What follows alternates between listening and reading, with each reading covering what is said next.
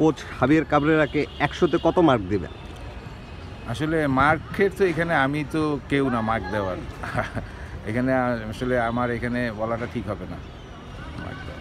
উনি যে নাম্বার 9 ছাড়া খেলার একটা প্রচলন শুরু করেছে বাংলাদেশে, সেই জিনিসটা কি আপনি রাইট আর রং মনে করতেছেন? আমি মনে করি এটা একটা রং আসলে একটা দেশের স্কোরার নাই, এটা আসলে মাইনে নেওয়া যায় না।